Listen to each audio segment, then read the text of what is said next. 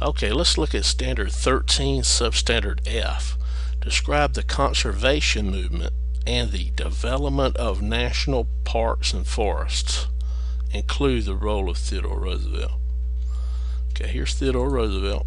He's going to be known for many things. We're going to revisit him again. We're going to look at his fight in the Spanish-American War, Panama Canal building, Roosevelt Corollary, San Juan Hill during the war. But right now we're going to talk about his preservation or conservation of U.S. natural resources. And preservation means to save. Conserve means to set aside and save natural resources, like woodlands and all types of other historic sites. Okay. So conservation, what's the definition? The setting aside land to preserve it and land that animals want, to preserve the land and the animals and the forest from the devastating effects of industrialization and the closing of the western frontier. And characteristics are to keep land from businesses, to not allow homes or industry to clear trees or forest, and to protect those things by government law. The animals as well. Alright, so examples are Yellowstone National Park. It was conserved, set aside as a national park March 1st, 1872 by President Ulysses S. Grant. And the Yosemite National Park, it was set aside as a state park in 1890 by President Benjamin Harrison, but was brought under federal control, and the control was taken from the state of California by President Theodore Roosevelt in 1903 as part of his conservation movement. Non-examples are land for mining, excavating for oil, gold, iron ore, or marble by these companies. Okay. So Theodore Roosevelt said there can be no greater issue than that of conservation in this country. The conservation of natural resources is the fundamental problem. Unless we solve that problem, it will avail us little to solve all others. And then he says, the movement for the conservation of wildlife and the larger movement for the conservation of all our natural resources are essentially democratic in spirit, purpose, and method. So he is going to be a conservationist president. And here's a quote. He says, the rights of the public to the natural resources outweigh private rights, in other words, business rights, and must be given its first consideration. Public rights must be given first consideration.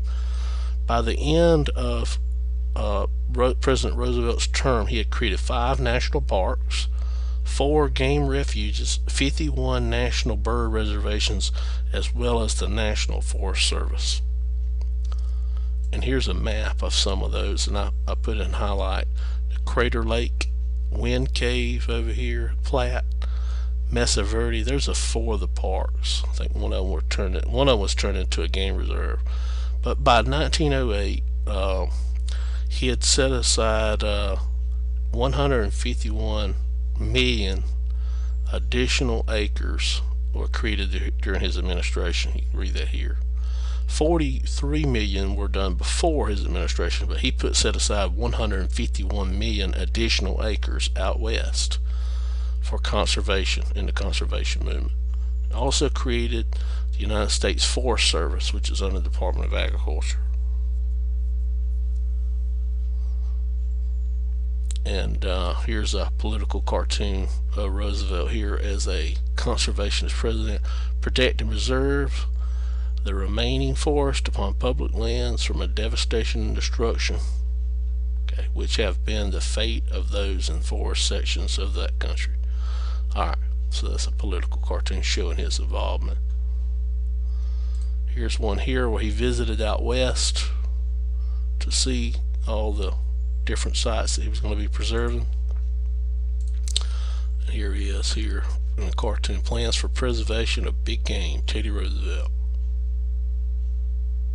Okay.